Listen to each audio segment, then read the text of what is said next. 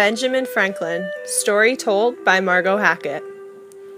Benjamin Franklin was born in Boston on January 17, 1706. Franklin was the 10th son to his father, Josiah Franklin, who was a soap maker. His mother, Abiah Folger, was the second wife to Josiah Franklin. Josiah intended for Benjamin to enter into clergy, however, only had enough money to send Benjamin to school for 1 year. To enter into the clergy, many years of schooling was necessary. As a child, Benjamin loved to read and enjoyed apprenticing to his brother James, who was a printer. 12-year-old Benjamin would help make the pamphlets and then sell the products in the street.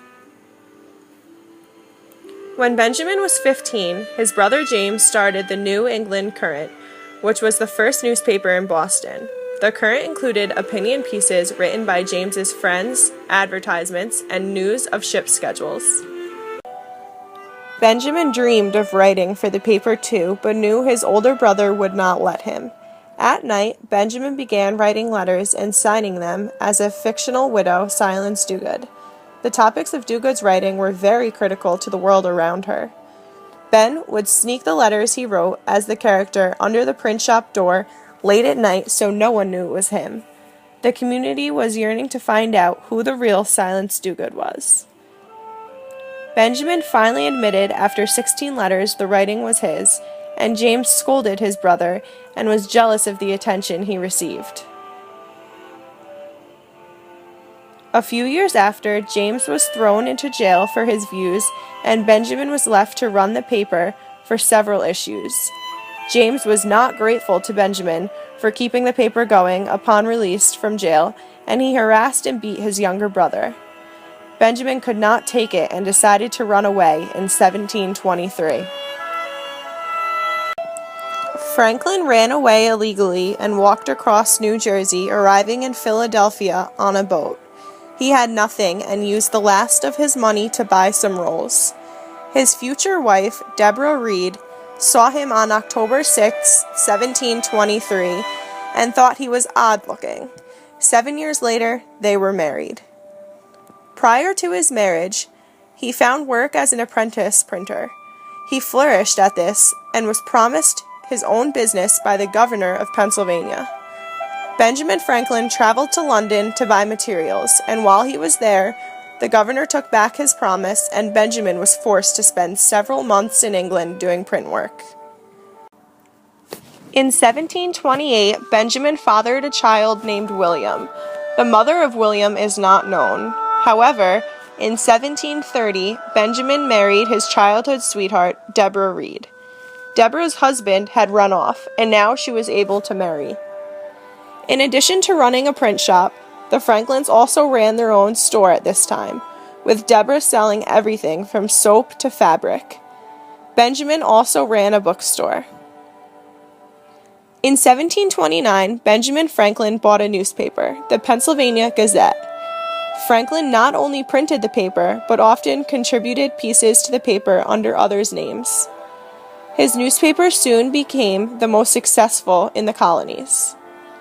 This newspaper, among other firsts, would print the first political cartoon authored by Ben himself.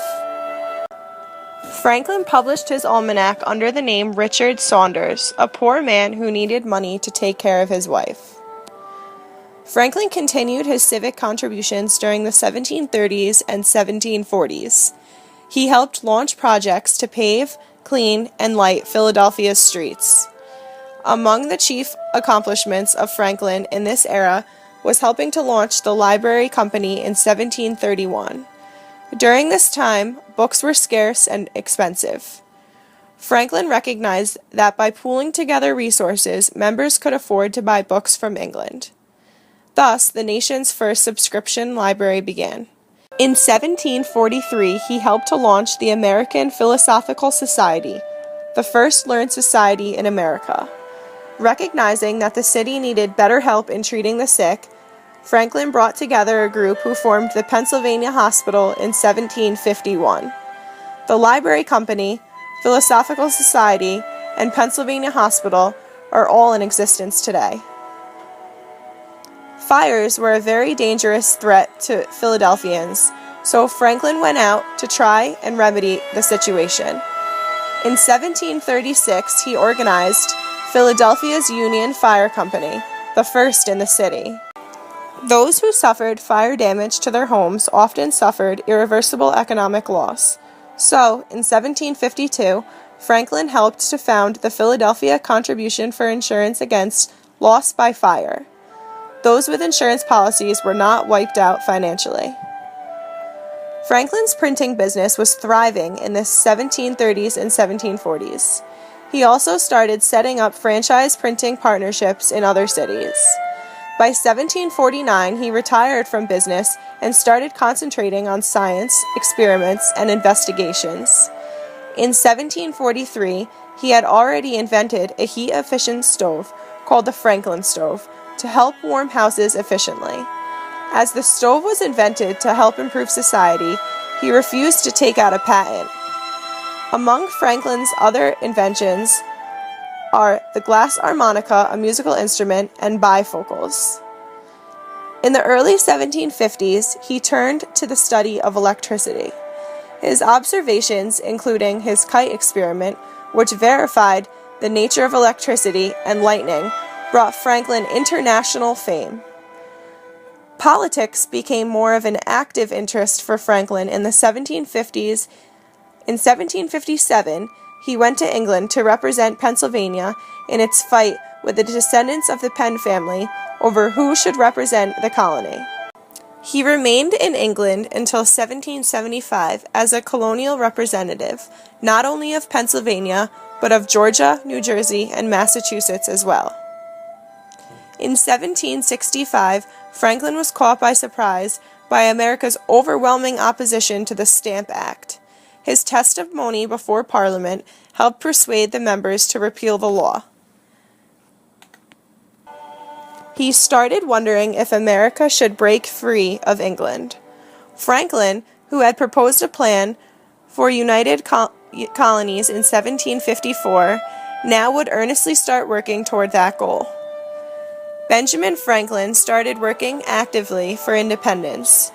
He naturally thought his son, William, now the royal governor of New Jersey, would agree with his views. William did not. William remained a loyal Englishman. This caused tension between father and son, which was never healed. Franklin was elected to the Second Continental Congress and worked on a committee of 5 that helped to draft the Declaration of Independence. Though much of the writing is Thomas Jefferson's, much of the contribution is Franklin's.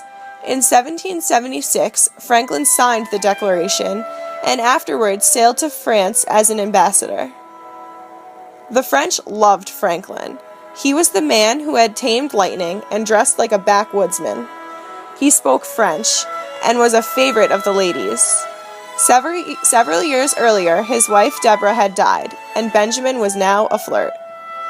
In part via Franklin's popularity, the government of France signed a treaty of alliance with the Americans in 1778.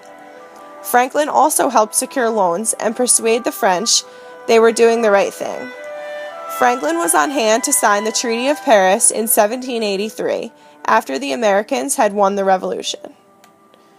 Franklin returned to America in his late 70s. He became president of the Executive Council of Pennsylvania. He served as a delegate to the Constitutional Convention and signed the Constitution. One of his last public acts was writing an anti-slavery treaty in 1789. Franklin died on April 17, 1790, at the age of 84. 20,000 people attended the funeral for him. As Benjamin Franklin once said, "Tell me and I forget, teach me and I may remember, involve me and I learn."